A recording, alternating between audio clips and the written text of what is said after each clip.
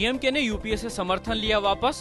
श्रीलंका में तमिलों के मुद्दे पर कल ए.के. Antony, P. चिदम्बरम और गुलाम नबी आजाद ने करुणानिधि से की थी मुलाकात।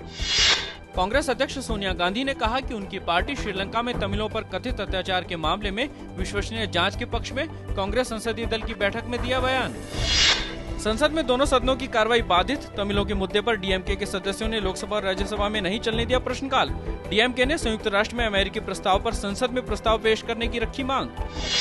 तमिलों पर अत्याचार के मामले में श्रीलंका को लेकर यूएन में अगले शुक्रवार को आने वाले प्रस्ताव को लेकर भारत पर तमिलनाडु की पार्टियों के बढ़ते दबाव के बीच भारत ने 25 मार्च को श्रीलंका के साथ नई दिल्ली में होने वाली रक्षा सचिव स्तर की वार्ता को फिलहाल किया स्थगित।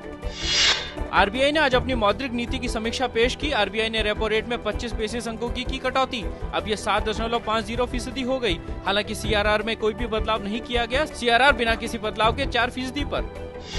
महिला सुरक्षा विधेयक लोकसभा में पेश। केंद्रीय मंत्रिमंडल ने विधेयक को कल दी थी मंजूरी। महाराष्ट्र में रत्नागिरी के पास बस पुल से गिरी। हादसे में 20 से अधिक लोगों की मौत। ये बस गोवा से मुंबई जा रही थी। मिस्र के राष्ट्रपति मोहम्मद मोर्सी 3 दिवसीय भारत यात्रा पर नई दिल्ली पहुंचे। प्रधानमंत्री डॉक्टर मनमोहन सिंह से की मुलाकात। राष्ट्रपति भवन में हुआ स्वागत।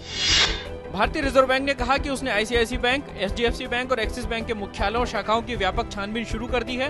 इन बैंकों पर मनी लॉन्ड्रिंग, फेमा और केवाईसी जैसे नियमों का उल्लंघन करने का आरोप है। रिजर्व बैंक की मौद्रिक नीति की समीक्षा से पहले निर्यातकों की डॉलर बिकवाली से रुपया आज अमेरिकी करेंसी के मुकाबले 26 पैसे मजबूत होकर ₹53.91 पर खुला।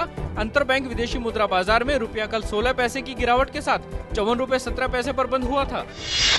बम्बई शेयर बाजार का सेंसेक्स आज शुरुआती कारोबार में 85 अंक की बढ़त के साथ 19,379 पर खुला। निफ्टी भी 28 अंक की बढ़त के साथ 5,864 पर खुला। चीन के नए राष्ट्रपति शी जिनपिंग ने कहा, नई दिल्ली और बीजिंग दोनों मिलकर हल कर सकते हैं सीमा विवाद। लाहौर हाईकोर्ट ने राष्ट्रपति आसिफ अली जरदारी को 29 मार्च को होने वाली अगली सुनवाई तक किसी भी राजनीतिक गतिविधि में शामिल होने से रोका। कोर्ट ने जरदारी के पाकिस्तान पीपुल्स पार्टी के अध्यक्ष पद पर बने रहने को चुनौती देने वाली याचिका की सुनवाई के दौरान यह आदेश दिया। परंपरागत हथियारों की बिक्री के नियम बनाने संबंधी समझौते के लिए संयुक्त राष्ट्र में बातचीत फिर से शुरू। समझौते के तहत विश्व के देशों पर यह दबाव बनाया जा सकेगा कि वे हथियारों की बिक्री से पहले इस बात का आकलन करें कि कहीं इसका प्रयोग मानवाधिकारों के उल्लंघन, आतंकवाद या संगठित अपराध के लिए तो नहीं किया जाएगा।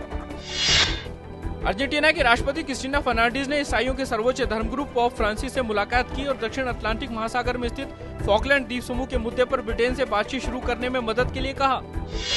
ईसाई धर्मगुरु पोप फ्रांसिस आज कैथोलिक चर्च के 266वें प्रमुख के तौर पर अपना पदभार ग्रहण करेंगे। पिछले 1300 सालों में पहली बार कोई गैर यूरोपियन मुल्क का व्यक्ति पोप बना है। प्रसिद्ध ज्वालामुखी माउंट एटेना ने एक बार फिर से लावा उगलना किया शुरू। एटेना दुनिया के गिने चुने क्रियाशील ज्वालामुखियों में से एक है।